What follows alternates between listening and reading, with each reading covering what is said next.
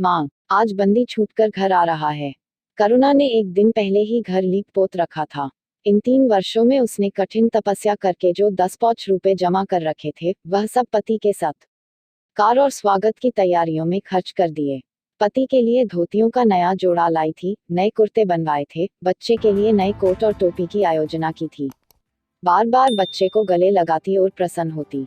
अगर इस बच्चे ने सूर्य की भांति उदय होकर उसके अंधेरे जीवन को प्रदीप्त न कर दिया होता, तो कदाचित ठोकरों ने उसके जीवन का अंत कर दिया होता। पति के कारावास दंड के 3 ही महीने बाद इस बालक का जन्म हुआ। उसी का मां देख देख कर करुणा ने यह 3 साल काट दिए थे। वह सोचती, जब मैं बालक को उनके सामने ले जाऊंगी तो वह कितने प्रसन्न होंगे। उसे देखकर पहले तो चकित हो जाएंगे, फिर गोद में उठा लेंगे और कहेंगे, करुणा, तुमने यह रत्न देकर मुझे निहाल कर दिया। कैद के सारे कष्ट बालक की तोतली बातों में भूल जाएंगे, उनकी एक सरल, पवित्र, मोहक दृष्टि हृदय की सारी व्यवस्थाओं को धो डालेगी। इस कल्पना का आनंद लेकर वह फूली न समाती थी। वह सोच रही थी, आदित्य के साथ बहुत से आदमी होंगे। जिस समय वह द्वार पर पहुंचेगे, जय जयकार की ध्वनि से आकाश गूंज उठेगा। वह कितना स्वर्गीय दृश्य होगा। उन आदमियों के बैठने के लिए करुणा ने एक फटासा टाट बिछा दिया था। कुछ पान बना दिए थे और बार बार आशा में नेत्रों से द्वार की ओर ताकती थी। पति की वह सुदृढ़ उदार तेजपूर्ण मुद्रा बार बार आंखों में फिर जाती थी। उनकी वे बातें बार बार याद आती थी, जो चलते समय उनके मुख से निकलती थी। उनका वह धैर्य, वह आत्मबल, जो पुलिस के प्रहारों के सामने भी अटल रहा था, वह मुस्कुराहट जो उस समय भी उनके अधरों पर खेल रही थी, वह आत्माभिमान जो उस समय भी उनके मुख से टपक रहा था, क्या करुणा के हृदय से कभी विस्मृत हो सकता था। उसका स्मरण आते ही करुणा के निस्तेज मुख पर आत्मगौरव की लालिमा छा गई। यही वह अवलंब था जिसने इन 3 वर्षों की घोर यातनाओं में भी उसके हृदय को आश्वासन दिया था। कितनी ही रातें फाकों से गुजरी, बहुधा घर में दीपक जलने की नौबत भी न आती थी, पर दीनता के आंसू कभी उसकी आंखों से न गिरे। आज उन सारी विपत्तियों का अंत हो जाएगा। पति के प्रगाढ़ आलिंगन में वह सब कुछ हंसकर झेल ला। वह अनंत निधि पाकर फिर उसे कोई अभिलाषा न रहेगी। गगनपथ का चिरगामी लपका हुआ विश्राम की ओर चला जाता था, जहां संध्या ने सुनहरा फर्श सजाया था और उज्जवल पुष्पों की सेज बिछा रखी थी। उसी समय करुणा को एक आदमी लाठी टेकता आता दिखाई दिया, मानो किसी जीर्ण मनुष्य की वेदना ध्वनि हो। पग पग पर रुककर खांसने लगता थी। उसका सिर झुका हुआ था, करुणा उसका चेहरा न देख सकती थी, लेकिन चाल ढाल से कोई बूढ़ा आदमी मालूम होता था। पर एक क्षण में जब वह समीप आ गया, तो करुणा पहचान गई, वह उसका प्यारा पति ही था। किंतु शोक, उसकी सूरत कितनी बदल गई थी। वह जवानी, वह तेज, वह चपलता, वह सुगठन, सब प्रस्थान कर चुका था। केवल हड्डियों का एक ढांचा रह गया था। न कोई संगी, न साथी, न यार, न दोस्त। करुणा उसे पहचानते ही बाहर निकल आई, पर आलिंगन की कामना हृदय में दबाकर रह गई। सारे मंसूबे धूल में मिल गए। सारा मनोल्लास आंसुओं के प्रवाह में बह गया, विलीन हो गया। आदित्य ने घर में कदम रखते ही मुस्कुराकर करुणा को देखा, पर उस मुस्कान में वेदना का एक संसार भरा हुआ था। करुणा ऐसी शिथिल हो गई, मानो हृदय का स्पंदन रुक गया हो। वह फटी हुई आंखों से स्वामी की ओर टकटकी बौंदे खड़ी थी, मानो उसे अपनी आंखों पर अब भी विश्वास न आता हो। स्वागत या दुख का एक शब्द भी उसके मुंह से न निकला। बालक भी गोद में बैठा हुआ सहमी आंखें से इस कंकाल को देख रहा था और माता की गोद में चिपटा जाता था। आखिर उसने कातर स्वर में कहा, यह तुम्हारी क्या दशा है? बिल्कुल पहचाने नहीं जाते। आदित्य ने उसकी चिंता को शांत करने के लिए मुस्कुराने की चेष्टा करके कहा, कुछ नहीं, जरा दुबला हो गया है। तुम्हारे हाथों का भोजन पाकर फिर स्वस्थ हो जाऊंगा। करुणा, छी, सूखकर कांटा हो गए। क्या वहां भरपेट भोजन नहीं मिला? तुम कहते थे राजनैतिक आदमियों के साथ बड़ा अच्छा व्यवहार किया जाता है, और वह तुम्हारे साथी क्या हो गए जो तुम्हें आठों पहर घेरे रहते थे और तुम्हारे पसीने की जगह खून बहाने को तैयार रहते थे।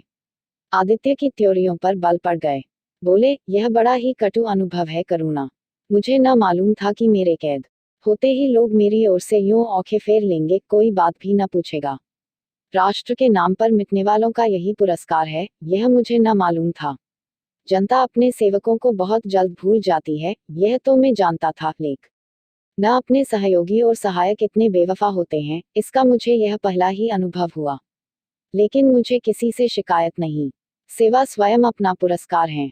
मेरी भूल थी कि मैं इसके लिए यश और नाम चाहता था। करुणा, तो क्या वहां भोजन भी न मिलता था? आदित्य, यह न पूछो करुणा, बड़ी करुण कथा है। बस यही गनीमत समझो कि जीता लौट आया। तुम्हारे दर्शन बदे थे, नहीं कष्ट तो ऐसे ऐसे उठाए कि अब तक मुझे प्रस्थान कर जाना चाहिए था। मैं जर लेटूंगा, खड़ा नहीं रहा जाता। दिन भर में इतनी दूर आया हूँ। करुणा, चलकर कुछ खा लो तो आराम से लेटो। बालक को गोद में उठाकर, बाबूजी हैं बेटा, तुम्हारे बाबूजी। इनकी गोद में जाओ, तुम्हें प्यार करेंगे। याने आंसू भरी आंखों से बालक को देखा और उनका एक एक रोम उनका तिरस्कार करने लगा। अपनी जीर्ण दशा पर उन्हें कभी इतना दुख न हुआ था। ईश्वर की असीम दया से यदि उनकी दशा संभल जाती तो वह फिर कभी राष्ट्रीय आंदोलन के समीप न जाते। इस फूल से बच्चे को यूं संसार में लाकर दरिद्रता की आग में झोंकने का उन्हें क्या अधिकार था? वह अब लक्ष्मी की उपासना करेंगे और अपना क्षुद्र जीवन बच्चे के लालन पालन के लिए अर्पित कर दे। उन्हें इस समय ऐसा ज्ञात हुआ कि बालक उन्हें उपेक्षा की दृष्टि से देख रहा है, मानो कह रहा है, मेरे साथ आपने कौन सा कर्तव्य पालन किया। उनकी सारी कामना, सारा प्यार बालक को हृदय से लगा देने के लिए अधीर हो उठा, पर हाथ फैल न सके। हाथों में शक्ति ही न थी। करुणा बालक को लिए हुए उठी और थाली में कुछ भोजन निकल कर लाई। आदित्य ने क्षुधापूर्ण नेत्रों से थाली की ओर देखा, मानो आज बहुत दिनों के बाद कोई खान की चीज सामने आई है। जानता था कि कई दिनों के उपवास के बाद और आरोग्य की इस गई गुजरी दशा में उसे जबान को काबू में रखना चाहिए, पर सब्र न कर सका, थाली पर टूट पड़ा और देखते देखते थाली साफ कर दी। करुणा सशम का हो गई। उसने दोबारा किसी चीज के लिए न पूछा। थाली उठाकर चली गई, पर उसका दिल कह रहा था इतना तो कभी न खाते थे। करुणा बच्चे को कुछ खिला रही थी कि एकाएक कानों में आवाज आई, करुणा। करुणा ने आकर पूछा, क्या तुमने मुझे पुकारा है? आदित्य का चेहरा पीला पड़ गया था और सांस जोर जोर से चल रही थी। हाथों के सहारे वही टाट पर लेट गए थे। करुणा उनकी यह हालत देखकर घबरा गई। बोली, जाकर किसी वैद्य को बुला लाऊं। आदित्य ने हाथ के इशारे से उसे मना करके कहा, व्यर्थ है करुणा, अब तुमसे छिपाना व्यर्थ है, मुझे तपेदिक हो गया है। कई बार मरते मरते बच गया हूँ। तुम लोगों के दर्शन बदे थे, इसलिए प्राण न निकलते थे। देखो प्रिय, रो मत। करुणा ने सिसकियों को दबाते हुए कहा, मैं वैद्य को लेकर अभी आती हूँ। आदित्य ने फिर सिर हिलाया, नहीं करुणा, केवल मेरे पास बैठी रहो। अब किसी से कोई आशा नहीं है। डॉक्टरों ने जवाब दे दिया है। मुझे तो यह आश्चर्य है कि यहाँ पहुँच कैसे गया। न जाने कौन दैवी शक्ति मुझे वहां से खींच लाई। कदाचित यह इस बुझते हुए दीपक की अंतिम झलक थी। आह, मैंने तुम्हारे साथ बड़ा अन्याय किया। इसका मुझे हमेशा दुख रहेगा। मैं तुम कोई आराम न दे सका, तुम्हारे लिए कुछ न कर सका, केवल सुहाग का दाग लगाकर और एक बालक के पालन का भार छोड़कर चला जा रहा हूँ। आह, करुणा ने हृदय को दृढ़ करके कहा, तुम्हें कहीं दर्द तो नहीं है? आग बना लाऊं? कुछ बताते क्यों नहीं? आदित्य ने करवट बदल कर कहा, कुछ करने की जरूरत नहीं प्रिय, कहीं दर्द नहीं, बस ऐसा मालूम हो रहा है कि दिल बैठा जाता है, जैसे पानी में डूबा जाता हूँ। जीवन की लीला समाप्त हो रही है। पक को बुझते हुए देख रहा हूँ। कह नहीं सकता कब आवाज बंद हो जाए। जो कुछ कहना है वह कह डालना चाहता हूँ, क्यों वह लालसा ले जाऊं? मेरे एक प्रश्न का जवाब दोगी? पूछूं। करुणा के मन की सारी दुर्बलता, सारा शोक, सारी वेदना मानो लुप्त हो गई और उनकी जगह उस आत्मबल का उदय हुआ, जो मृत्यु पर हंसता है और विपत्ति के सांपों से खेलता है।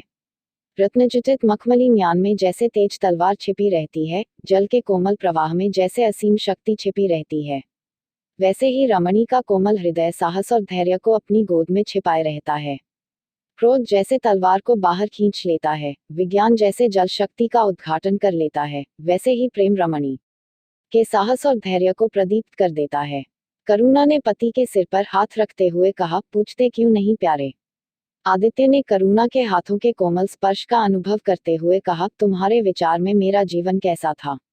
बधाई के योग्य। देखो, तुमने मुझसे कभी पर्दा नहीं रखा। इस समय भी स्पष्ट कहना, तुम्हारे विचार में मुझे अपने जीवन पर हंसना चाहिए या रोना चाहिए? करुणा ने उल्लास के साथ कहा, यह प्रश्न क्यों करते हो प्रियतम? क्या मैंने तुम्हारी उपेक्षा कभी की है? तुम्हारा जीवन देवताओं का सा जीवन था, निस्वार्थ, निर्लिप्त और आदर्श। विघ्न बाधाओं से तंग आकर मैंने तुम्हें कितनी ही बार संसार की ओर खींचने की चेष्टा की है, पर उस समय भी मैं मन में जानती थी कि मैं तुम्हें ऊंचे आसन से गिरा रही हूँ। अगर तुम माया मोह में फंसे होते तो कदाचित मेरे मन को अधिक संतोष होता, लेकिन मेरी आत्मा को वह गर्व और उल्लास न होता जो इस समय हो रहा है। मैं अगर किसी को बड़े से बड़ा आशीर्वाद दे सकती हूँ तो वह यही होगा कि उसका जीवन तुम्हारे जैसा हो। यह कहते कहते करुणा का आभाहीन मुखमंडल ज्योतिर्मय हो गया, मानो उसकी आत्मा दिव्य हो गई हो। आदित्य ने सगव नेत्रों से करुणा को देखकर कहा, बस अब मुझे संतोष हो गया। करुणा, इस बच्चे की ओर से मुझे कोई शंका नहीं है, मैं उसे इससे अधिक कुशल हाथों में नहीं छोड़ सकता। मुझे विश्वास है कि जीवन भर यह ऊंचा और पवित्र आदर्श सदैव तुम्हारे सामने रहेगा। अब मैं मरने को तैयार हूँ। 7 वर्ष बीत गए। बालक प्रकाश अब 10 साल का रूपवान, बलिष्ठ, प्रसन्नमुख कुमार था, बल का तेज, साहसी और मनस्वी। भय तो उसे छू भी नहीं गया था। करुणा का संतप्त हृदय उसे देखकर शीतल हो जाता। संसार करुणा को अभागिनी और दीन समझे। वह कभी भाग्य का रोना नहीं रोती। उसने उन आभूषणों को बेच डाला जो पति के जीवन में उसे प्राणों से प्रिय थे, और उस धन से कुछ गायें और भैंसें मोल ले ली। वह कृषक की बेटी थी और गोपालन उसके लिए कोई नया व्यवसाय न था। इसी को उसने अपनी जीविका का साधन बनाया। विशुद्ध दूध कहाँ मयस्सर होता है, सब दूध हाथों हाथ बिक जाता। रूना को पहर रात से पहर रात तक काम में लगा रहना पड़ता, पर वह प्रसन्न थी। उसके मुख पर निराशा या दीनता की छाया नहीं, संकल्प और साहस का तेज है। उसके एक एक अंग से आत्मगौरव की ज्योति सी निकल रही है, आंखों में एक दिव्य प्रकाश है, गंभीर, अथाह और असीम। सारी वेदनाएं, वैधव्य का शोक और विधि का निर्मम प्रहार, सब उस प्रकाश की गहराई में विलीन हो गया है। प्रकाश पर वह जान देती है। उसका आनंद, उसकी अभिलाषा, उसका संसार, उसका स्वर्ग, सब प्रकाश पर न्यौछावर है। पर यह मजाल नहीं कि प्रकाश कोई शरारत करे और करुणा आंखें बंद कर ले। नहीं, वह उसके चरित्र की बड़ी कठोरता से देखभाल करती है। वह प्रकाश की माँ नहीं, माँ बाप दोनों हैं। उसके पुत्र स्नेह में माता की ममता के साथ पिता की कठोरता भी मिली हुई है। पति के अंतिम शब्द अभी तक उसके कानों में गूंज रहे हैं। वह आत्मोल्लास जो उनके चेहरे पर झलकने लगा था, वह गर्व में लाली जो उनकी आंखों में छा गई थी, अभी तक उसकी आंखों में फिर रही है। निरंतर पति चिंतन ने आदित्य को उसकी आंखों में प्रत्यक्ष कर दिया है। वह सदैव उनकी उपस्थिति का अनुभव किया करती है।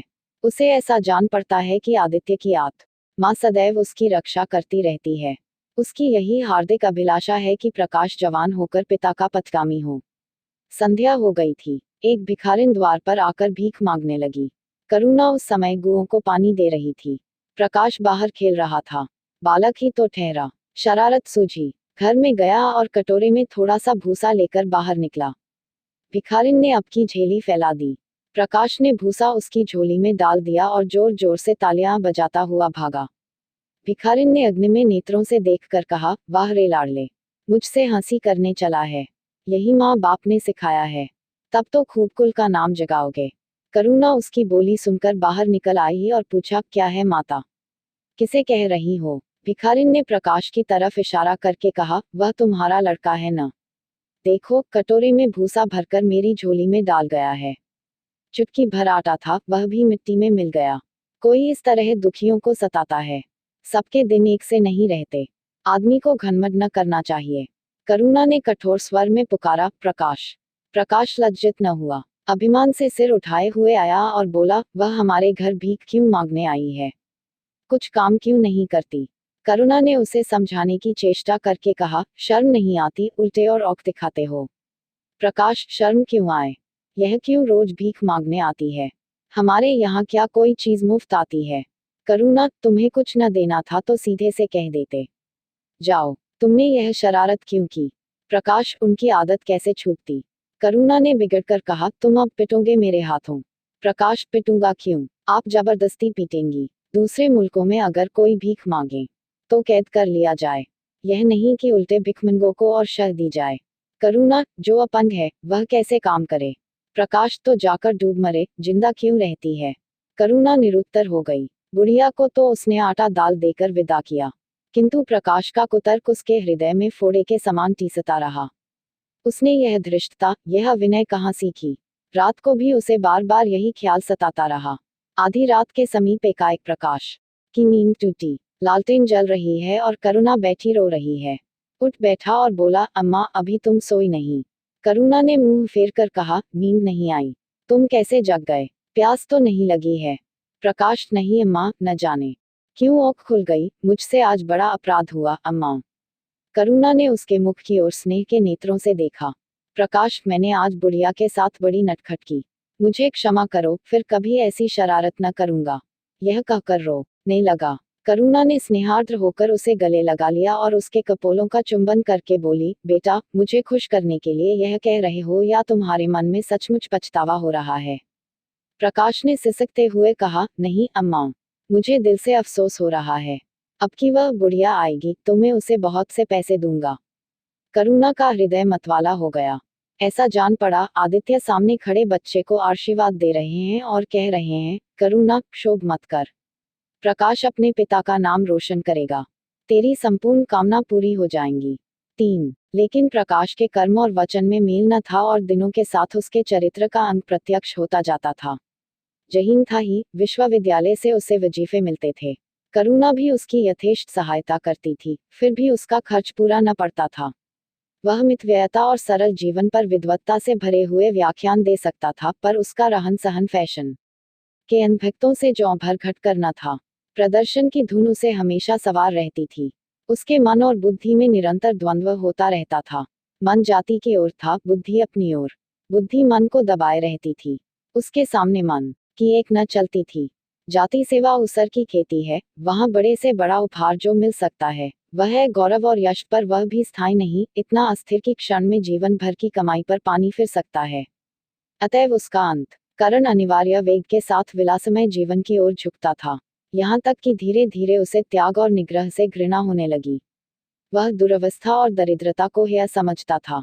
उसके हृदय न था, भाव न थे, केवल मस्तिष्क था।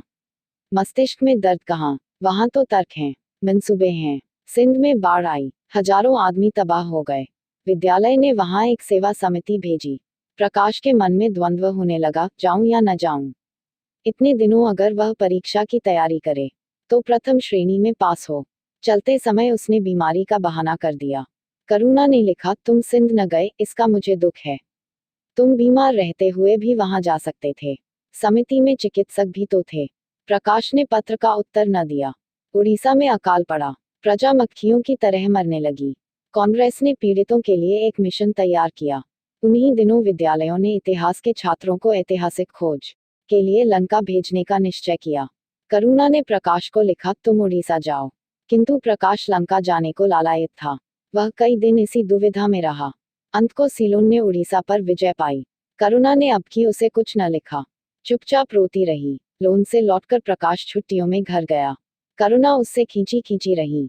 प्रकाश मन में लज्जित हुआ और संकल्प किया कि अब की कोई